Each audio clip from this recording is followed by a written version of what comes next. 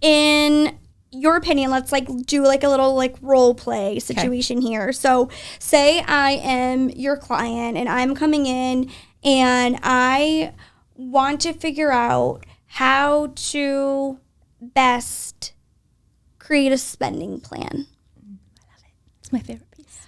Where do you start? And what are your typical words of advice or suggestions when that's like sort of their main goal and they come to you?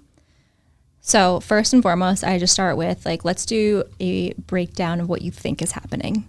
And it's really just a pen and paper style. Like, what do you make every month? Are you paid biweekly? Are you paid weekly? How often are you paid? What's your income? What does that look like? Start with that. Then let's break down, like, what do you pay for rent, utilities, car, all that stuff? Like, what do you think you pay in these categories? They write it all down. Numbers don't lie. We start to see, like, are they over? Are they under? Like, I have people, it's so funny. We'll do our first budget and we'll sit down and they're like, yep, here's everything. Okay. And then I say, based on the numbers, you should be saving like $5,000 a month. And then they look at me and they're like, well, I don't have $5,000 like in my bank account from this month, let alone like $30,000 from the past 6 months. So there's obviously some discrepancy. And what we have to do is really go through and kind of comb through. I usually only start with the previous month. Like, I don't want to go back into the past. Like, there's no use digging up like all that information. Like, let's just start with 1 month, go through last month. So like what we would do today is like go through last month, just see what came out. Where's money going?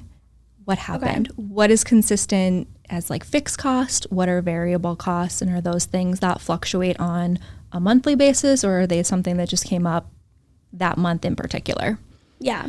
Okay. And then we go from there, and like that's our baseline. And then every month it's just a quick checkpoint to say like, all right, what did we spend last month, and what is the next month really supposed to look like?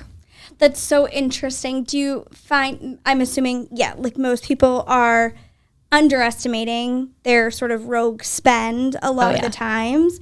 So it must be a good look in the mirror for them to have that initial consult with you. It's such an eye-opener for most people of just even like saying like, I never knew I spent this much on food. Oh, yeah. Like you have an estimate. You're like, oh, I go to the grocery store and I spend, $300 a week. But then you add it up in your head and you're like, oh, yeah, I'm spending anywhere from $1,500 to $2,000 on groceries every month.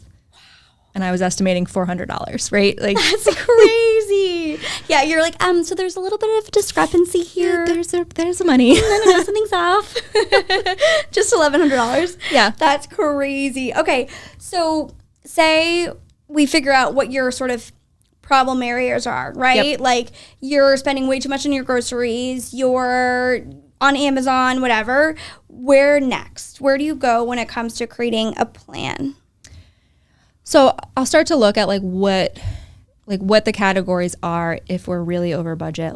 What are some things we can start to filter out? Like, are there things that are really coming through that we don't need and you're just like miscellaneous kind of like swiping and not even realizing? And then the goal is to kind of look at all of this and really see if it aligns with your priorities. Yeah. Okay. So now for people at home, I want to do something a little bit more tangible that they might be able to visualize or really just see. I think it would be helpful just pretend they have no inner demons of spending demons to combat. Yeah. Perfect world. Let's start with somebody at $100K. Yep. Realistically, if it's percentages or into boxes, I don't know exactly how you would do it, but where should their money be going? What would your recommendation be? Somebody with $100K, and you can be it's this amount in here, this amount towards this. So I like to start with the retirement piece first because I think that's the easiest one to hit. And if we stick with at least starting at 10% going towards retirement, you're in a good place, you've paid off debt, you have good savings. If we can hit 10% towards retirement, that's awesome. Yeah.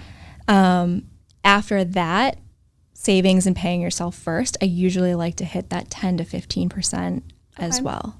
I think that's a good starting point to start to say let's put $10,000 to $15,000 away a year towards whether it's a house or a family or travel or who knows, whatever it is, the Chanel bag. I don't care.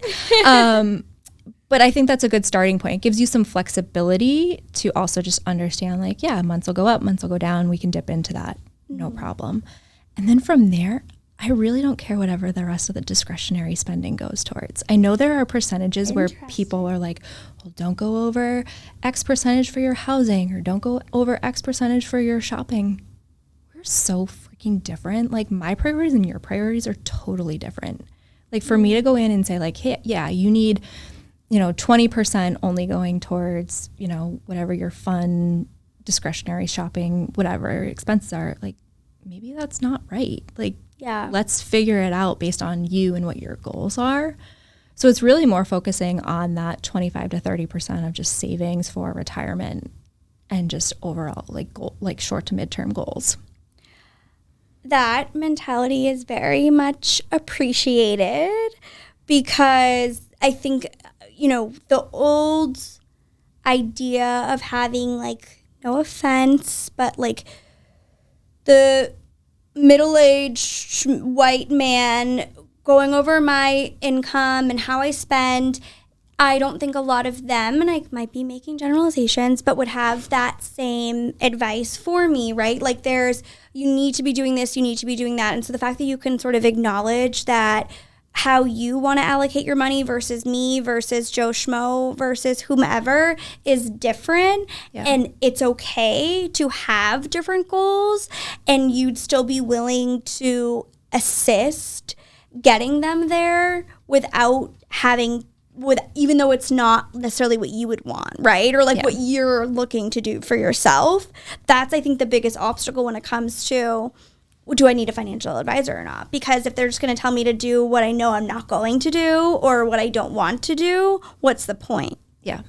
That's really cool. Yeah. That's really cool. I've had a lot of people come to me, I think, with the housing question of like, how much should I spend on housing? And I'm like, well, I don't care. Like, go spend $4,000 a month on like a luxury apartment if that's what you love and want. Like, if you want to be in downtown Boston and spending money on some high-rise apartment, go do it. Yeah. Like, but just make sure the rest of your spending aligns with the fact that you know that you're being heavily invested in your budget within that, living. Well, I mean, gosh, like right now in Boston, it's like 4,000 doesn't even seem that crazy. I feel like it's like 3,000 for like a one bed, one bath in like Jamaica Plain. Yeah. It's crazy. But yeah, I mean, I guess depending, like, do you need to live in the city? Can you live slightly outside the city? Yeah. Looking at things like that and like, where can you save? But if you can afford $4K, no sweat, do it. Yeah. Go for it.